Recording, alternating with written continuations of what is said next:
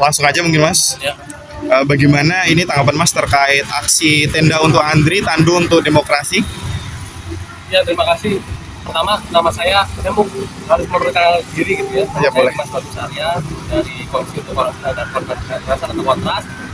Saya rasa tenda untuk demokrasi, tenda untuk Andri, tandu untuk demokrasi ini adalah sebuah inisiatif kolektif yang berakar pada rasa solidaritas masyarakat dan juga kelompok yang selama ini ditekan oleh kekuasaan, oleh penyelenggara negara yang lalim dan juga zolim gitu ya.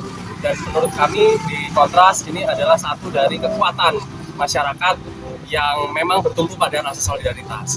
Nah, inisiatif ini menjadi salah satu bukti yang paling sahih untuk mengatakan bahwa kekuatan atau elemen kekuatan masyarakat itu masih sangat kuat di bawah dan masih sangat solid gitu ya, untuk kemudian dapat menyuarakan isu-isu yang selama ini menjadi keresahan masyarakat bersama, yaitu isu-isu soal menurunnya tingkat demokrasi, terabaikannya perlindungan terhadap hak asasi manusia, tergerusnya iklim kebebasan berekspresi, dan makin lalimnya kekuasaan hari ini mengontrol kehidupan warga negara di Indonesia.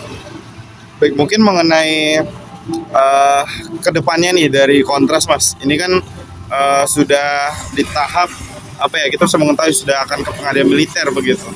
Dan dari kawan-kawan kira-kira selain dari konferensi pers hari ini apa langkah selanjutnya Mas?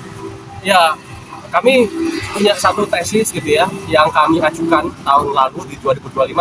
Kontras mengeluarkan catatan Beriam, dan kami menilai bahwa iklim demokrasi dan hak asasi manusia di Indonesia pada waktu belakangan ini itu menuju pada titik yang katastrofik gitu ya, atau yang penuh dengan mara bahaya, mara bencana, karena memang kelakuan dan juga tingkah dari pejabat yang sangat arogan dan juga tidak mengindahkan suara dari masyarakat.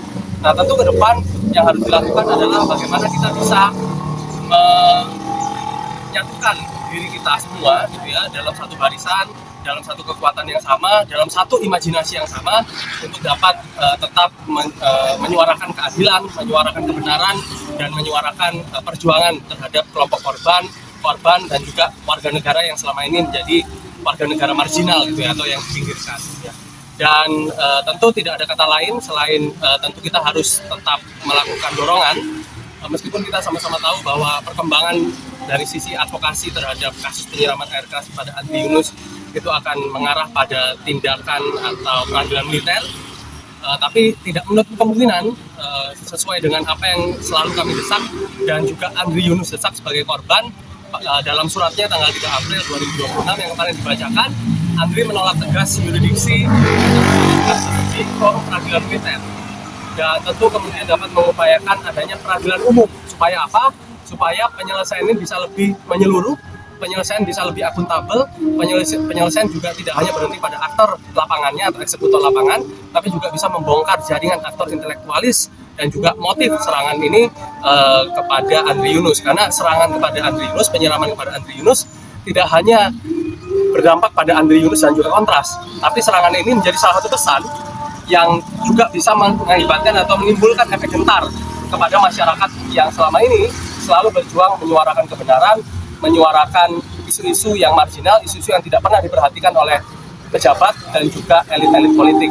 Jadi tentu langkah ke depan kita semua harus tetap bersama-sama mengawal kasus Andri Yunus agar dapat diselesaikan melalui jalur pengadilan sipil atau pengadilan umum, dan kita memastikan supaya arogansi dan juga perilaku represif dari aparat negara, baik itu polisi maupun tentara, itu bisa diselesaikan secara akuntabel dan tidak ada pengulangan peristiwa atau keberulangan peristiwa di masa depan. Terakhir Mas, terkait selain meningkatnya represivitas, di sana ada elemen anak muda nih. Ya. Kira-kira harapan Mas untuk anak muda hari ini supaya tetap tegar menghadapi rejim yang sekarang apa itu Mas? Ya, orang muda bukan hanya angka statistik. Orang muda bukan hanya sekedar jargon bahwa orang muda adalah salah satu fundamen menuju Indonesia emas yang selalu diglorifikasi oleh pemerintah. Orang muda lebih dari itu. Orang muda sangat berpengaruh.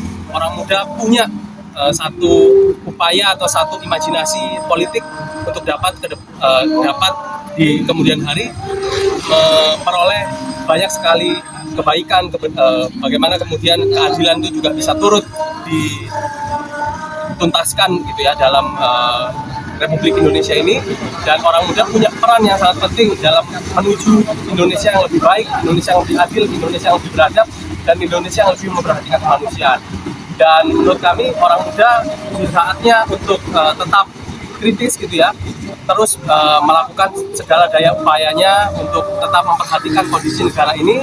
Jangan mau terjebak pada narasi-narasi yang diglorifikasi oleh buzzer pemerintah atau orang-orang yang tidak bertanggung jawab terhadap situasi dan kondisi Republik hari ini gitu ya.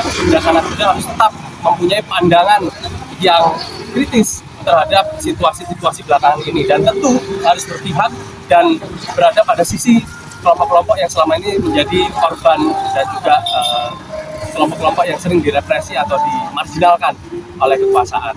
Dan tentu yang harus diupayakan adalah orang muda harus tetap berpijak pada narasi korban dan berpihak pada apa yang menjadi salah satu keresahan selama ini, yaitu keresahan tentang tidak adanya atau tidak hadirnya negara menghadirkan keadilan, kebenaran, dan juga keberpihakan terhadap kelompok-kelompok miskin dan kelompok-kelompok yang selama ini marginal. Terakhir mungkin dari saya menyerukan kepada semuanya untuk jangan diam, hidup korban, lawan.